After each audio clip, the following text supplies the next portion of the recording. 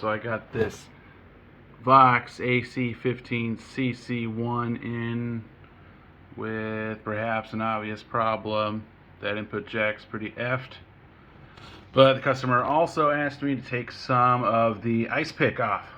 So I said, sure, I'll take the bright cap out of here. One problem, and let's see if you can see this. Maybe, maybe not. There, those two empty holes. Somebody already took it out. So what am I gonna do? I tried adding some extra bypass caps to V1 on the cathodes. That didn't really do anything, so what I got is two clips around R8 there, the 100K. That is the tone slope resistor. So that changes everything about the tone stack. So if I make that smaller, by taking another resistor over here, adding in parallel, we'll thicken that tone up. I'll let you hear. Bright cap removed, but everything else stock.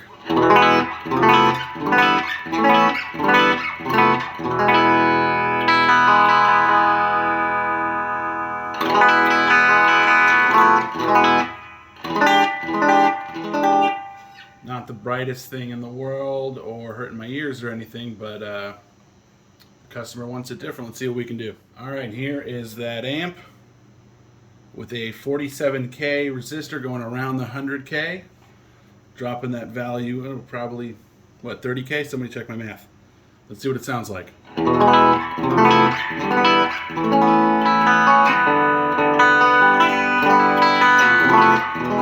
that's with the treble most of the way up. Let's turn it down a little bit.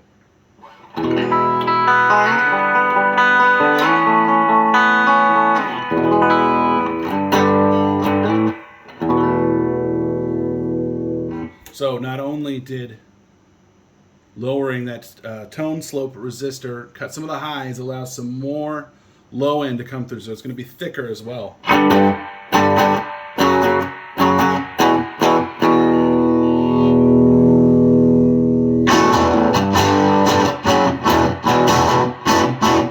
That distortion sounds a lot fatter now. Here's that 47K soldered in there, parallel with that tone slope resistor. You know, if I was doing all the caps or something on this, I would pull this board,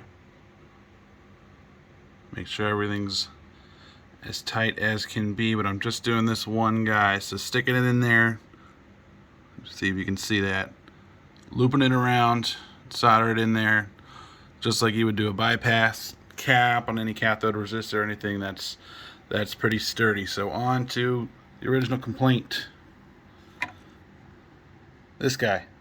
So the customer already had the idea that I have when I got something like this little piece of plastic as a jack.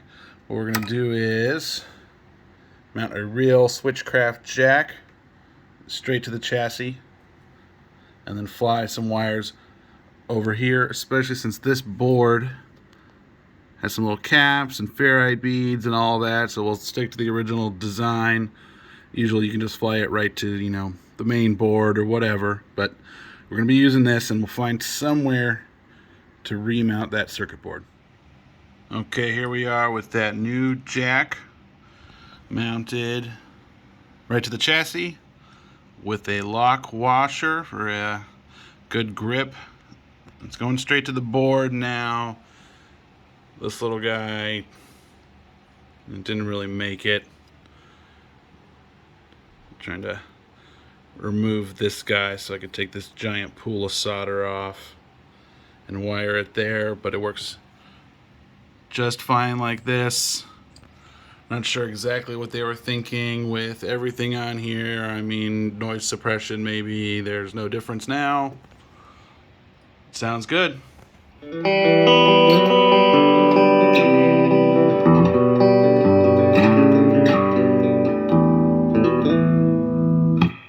Nice sounding little amp. So we got that jack fixed, that tone mod, and I replaced one failing 12AX7, and of course gave it a good cleaning, tightened all the hardware, clean all the pots and sockets and everything. And all that was under $200. So if you need anything and you're in the San Diego area, LA, wherever, hit me up, mikesantbarn.com.